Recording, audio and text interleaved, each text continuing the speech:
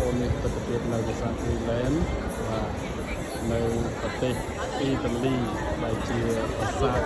ដ៏ល្បីល្បាញបំផុតបាទក៏ដូចជាមិត្តរូបរបស់ក្រុមដែរបាទ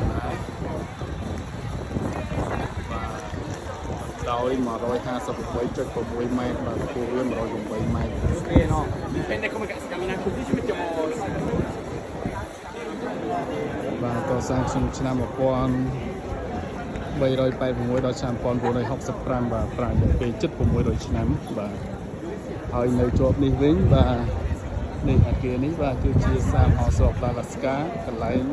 លក់ទំនិញដែលចាស់ជាងគេនៅក្នុងប្រទេសអ៊ីតាលីបាទក៏ដូចជាក្រុងមីឡេនបាទចានៅក្នុងនេះសិតតែហាង brand អស់ទាំងដែរបាទមកពីក្រៅហើយនៅម៉ូតនៅក្នុងប្រទេសអ៊ីតាលីផ្ទាល់តែម្ដងបាទយើងដឹងហើយប្រទេសអ៊ីតាលីគឺជាប្រទេសមួយដែលផលិតបាទនៅរបស់ដែលផលិតលំដាប់ជួយឲ្យបាននៅអឺរ៉ុបបាទសាមហោស្រុកនេះយើងហៅ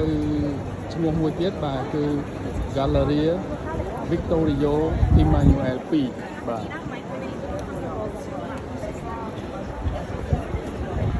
បាទអញ្ចឹងថ្ងៃនេះគឺជួបទេសចរច្រើនមែនទែនបាទ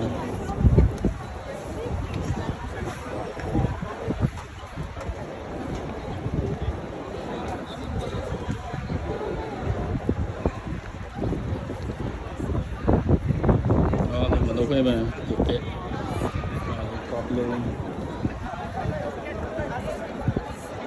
បាទនេះទស្សនវិជ្ជានៅជុំវិញកន្លែងប្រាសាទដូម៉ូ